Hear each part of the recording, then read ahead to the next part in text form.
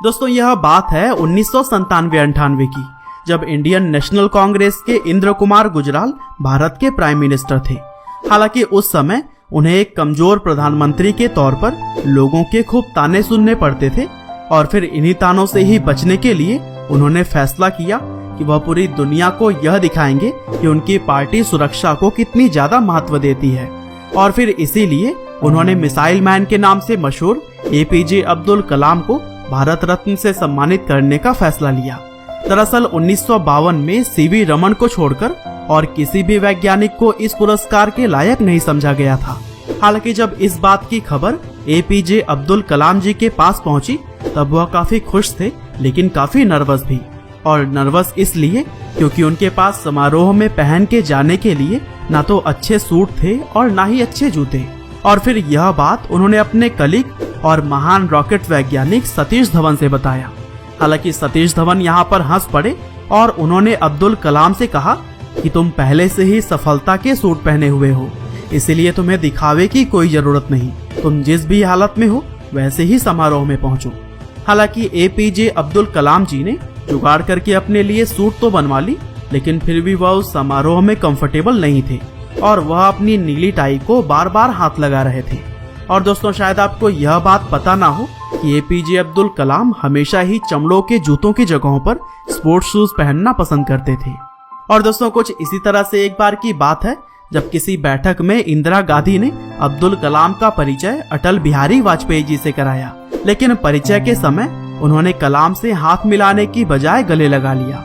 हालांकि यह देखते हुए इंदिरा गांधी शरारती ढंग से मुस्कुराईं और वाजपेयी की चुटकी लेते हुए कहा कि अटल जी, लेकिन कलाम तो मुसलमान हैं। और फिर अटल बिहारी जी ने भी इस बात का जवाब यह कहकर दिया कि अब्दुल कलाम ना हिंदू और ना मुसलमान है, वह तो एक भारतीय और वैज्ञानिक महान है।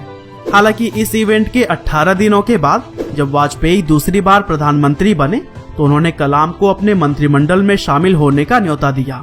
दरअसल अगर कलाम इस इनविटेशन को स्वीकार कर लेते तो फिर बीजेपी को न सिर्फ एक काबिल मंत्री मिलता बल्कि पूरे भारत के मुसलमानों को यह संदेश जाता कि बीजेपी की सरकार में जातिवाद नहीं चलता है। और फिर इस प्रस्ताव पर पूरे एक दिन विचार करने के बाद से अगले दिन कलाम जी ने अटल बिहारी वाजपेयी से मिलकर बहुत ही विनम्रता पूर्वक इस पद को अस्वीकार कर दिया। दरअसल उन्होंने कहा कि न्यूक्लियर टेस्टिंग अपने अंतिम चरण में पहुंच रहा है और वह अपनी वर्तमान जिम्मेदारियों को निभाकर देश की बेहतर सेवा कर सकते हैं। और फिर इसी वाकया के 2 महीने के बाद भारत ने न्यूक्लियर बम टेस्ट किया था और इस उपलब्धि में अब्दुल कलाम जी का बहुत ही बड़ा योगदान रहा। और दोस्तों फिर इसी तरह से आगे चलकर 2002 में जब एपीजे अब्दुल कलाम भारत के राष्ट्रपति बने तब उनके सामने यह समस्या आई कि बरसों से नीली कमीज और स्पोर्ट्स शूज पहनकर हर जगह जाने वाले कलाम अब क्या पहनेंगे, क्योंकि उन्हें भारत देश को पूरी दुनिया के सामने रिप्रेजेंट करना था। और ऐसे में पोशाक का भी अच्छा होना कहीं न कहीं मायने जरूर रखता है। और इसीलिए उन्होंने उस दर्जी को बुलवाया जिसने पिछले कई राष्ट्रपतियों के सूट सिले थे। और फिर दर्जी ने आकर एपीजे अब्दुल कलाम की नाप ले ली और उनके लिए 4 नए सूट सिलकर लाया जिसके गले बंद हुआ करते थे।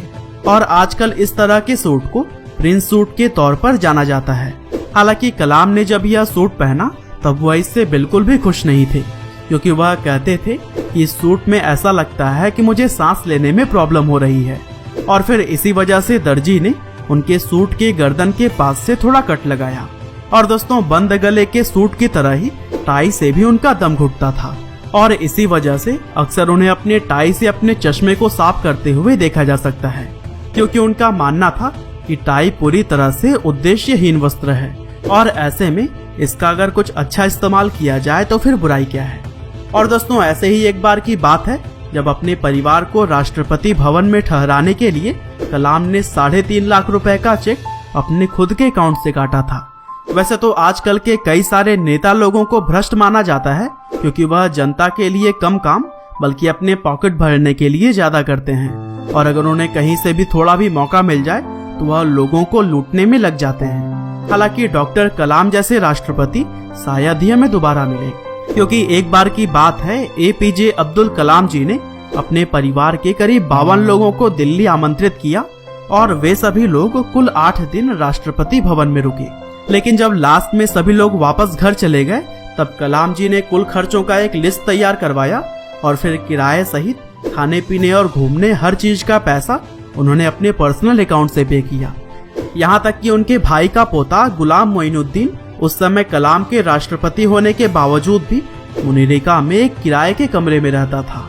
और दोस्तों, दिसंबर 2005 में उनके बड़े भाई जब अपनी बेटी नजीमा और पोता गुलाम के साथ हज यात्रा के लिए मक्का गए तब सऊदी अरब में भारत के राजदूत को इसके बारे में पता चल गया और फिर उन्होंने राष्ट्रपति को फोन करके परिवार को हर तरह की मदद देने की पेशकश की।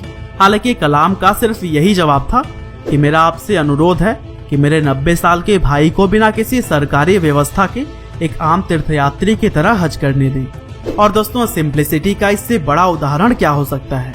इसके अलावा देश प्रेम के साथ साथ डॉक्टर कलाम को पशु और पंछियों से भी बहुत प्यार था और इसी से ही जुड़ी हुई एक समय की बात है कि ठंडक के दौरान अब्दुल कलाम जी राष्ट्रपति भवन के मुगल गार्डन में टहल रहे थे और तभी उन्होंने देखा कि एक सुंदर मोर को अपना मुंह खोलने में दिक्कत हो रही है।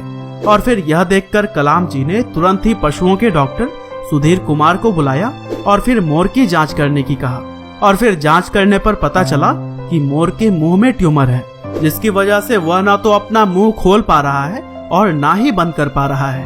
हालांकि तुरंत ही आदेश के बाद से उस मोर की सर्जरी की गई और फिर उसका ट्यूमर निकालने के बाद जब वह पूरी तरह से ठीक हो गया तब दोबारा उसे मुगल गार्डन में ही लाकर छोड़ दिया गया। इसके अलावा टहलते समय ही कलाम जी ने यह देखा कि सुरक्षा गार्ड के कैबिन में हीटिंग की कोई भी व्यवस्था नहीं थी और कड़ाके की ठंड में वहां पर मौजूद गार्ड्स कांप रहे थे।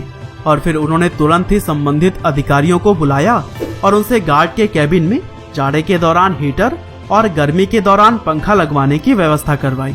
और दोस्तों, एक बिजी प्रेसिडेंट होने के बावजूद भी अब्दुल कलाम अपने लिए भी कुछ समय जरूर निकालते थे और अपने निकाले हुए समय में उन्हें रुद्रवीणा बजाते हुए भी देखा जा सकता है। इसके अलावा डॉक्टर कलाम एक धार्मिक मुसलमान भी थे जो कि हर दिन सुबह की नमाज जरूर ही पढ़ा करते थे। साथ ही उन्हें कुरान और गीता पढ़ते हुए भी अक्सर देखा जा सकता था।